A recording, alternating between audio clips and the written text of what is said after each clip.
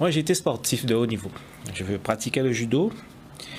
Et une fois, bon, j'étais dans un club, Montpellier Université Club, et je arrive en finale contre quelqu'un de mon club. On a le même entraîneur. Et à ma grande surprise, sur le tatami, je vois l'entraîneur qui coach contre moi. Donc c'est ça le français. Et qu'il soit RN ou autre, le racisme, ça existe en préfecture. Je travaillais à la DRH du département. On abritait, parce qu'il y a une partie de la préfecture qui appartient au département. Donc on logeait le préfet, là où il y avait l'ancien bureau du préfet. On a des personnes d'origine hexagonale qui nous croisaient dans les couloirs de la préfecture, qui disent pas bonjour. On ne peut pas être en Guadeloupe et être raciste. C'est pas cohérent. La situation ADN, c'est un acte barbare et qu'on peut mettre à l'actif de racisme. Il ne faut pas avoir peur des mots. J'ai dit je ne ferai pas de propagande pour le RN parce qu'il y a des candidats qui le feront. Mais il faut, quand on est sur le terrain, faire de la pédagogie pour expliquer aux gens pourquoi ils prennent un risque d'aller mettre un bulletin RN dans un isoloir, dans une urne. Et les gens, j'ai l'impression que, moi j'ai vu des Guadeloupéens avoir un choix de prendre un bulletin RN et l'assumer. C'est grave. C'est de l'aliénation. Et d'autres qui, par opportunisme, le RN, comme il y a une dynamique RN, nous caillons aux élections, si la bannière est RN, nous prenons voix. Mais c'est ça grave, ça qui est en train de faire là. Et la dissolution devait nous emmener à prendre conscience qu'il y a un malaise au niveau de la classe politique nationale française. Et forcément, ça découle sur le local. C'est une opportunité de reconsidérer les choses, mais pas n'importe comment. Bien au contraire, mais là, on voit des petits jeunes, pourtant qui sont des éducateurs, qui sont candidats sur la bannière du RN. C'est préoccupant. Donc, moi, j'estime qu'aujourd'hui, on a très peu de temps pour faire campagne, très peu de temps pour convaincre, donc il faut agir. Il faut agir à Pointe-à-Pitre. Pointe-à-Pitre, aujourd'hui, est victime de l'insécurité. On a effectivement un tourisme de croisière qui se fait agresser. On a des compagnies de croisière qui sont parties. Personne ne veut aujourd'hui prendre ce problème à bras le corps. Les policiers municipaux me refusent de travailler le dimanche quand les compagnies de croisière sont là. Ça aussi, il faut qu'on se le dise. Donc on fait quoi? On reste là, c'est notre statu quo. On attend sur la police nationale qui est en manque d'effectifs, de ministre de l'Intérieur en ministre de l'Intérieur. Ils tirent la sonnette d'alarme pour dire qu'ils sont en manque d'effectifs, qu'ils n'ont pas les moyens. Et donc nous, on est là, on assiste, on est content. D'accord? Marie-Galante qui a un problème. Non, mais quand je dis. Il y a couvre-feu, donc on n'est pas content. Le couvre-feu a été la solution très efficace qui a fait que tous les jeunes qui sont en situation difficile sont restés chez leurs parents.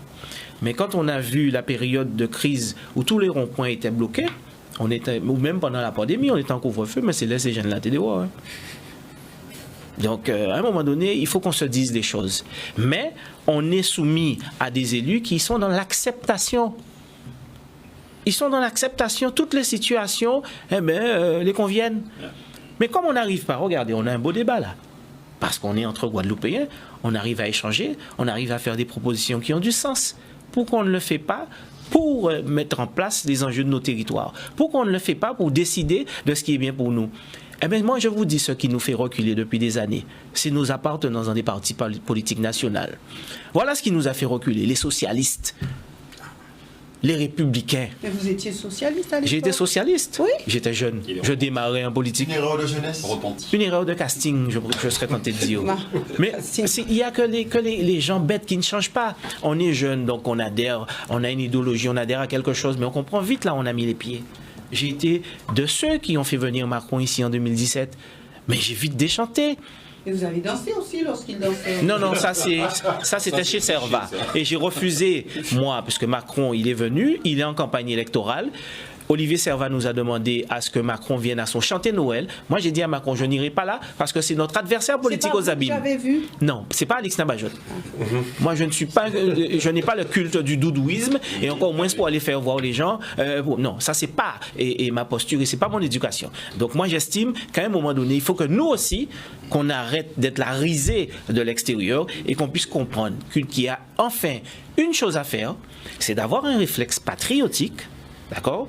Mais je considère aujourd'hui que le front qui a du sens, c'est celui de la Guadeloupe. D'accord? Et pas un front populaire de dernière minute.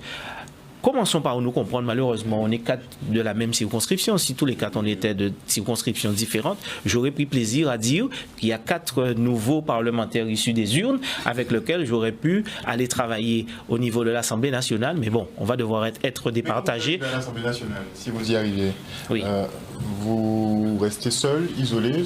Mais on ne peut pas rester seul. Voilà. On peut Donc pas vous rejoignez quel groupe? On ne peut pas être ou pas l'IOT? Le LIOT. Mais on a 2 parlementaires qui ont été à la LIOT. Vous n'avez pas vu ce que ça a donné alors.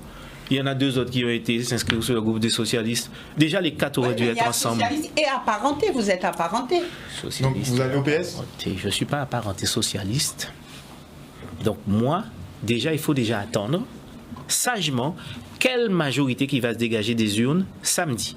Et à partir de là, voir quel est le groupe parlementaire qui correspond aux intérêts des Outre-mer. Vous appellerez à voter pour qui si, pour le deuxième tour? Si vous n'êtes pas sur la fiche? Je ne suis pas dans cette configuration. Donc j'attends déjà, on ne peut pas anticiper le résultat d'un vote. On attend de voir quels sont les candidats qui sortiront des urnes et à ce moment-là, chacun prendra ses responsabilités. Assumées. Mais aujourd'hui, il ne faut pas vendre la peau de l'ours comme certains sur d'autres médias donnent déjà le sortant victorieux parce qu'il est à l'aise dans sa circonscription et je dis quelquefois, ça incite.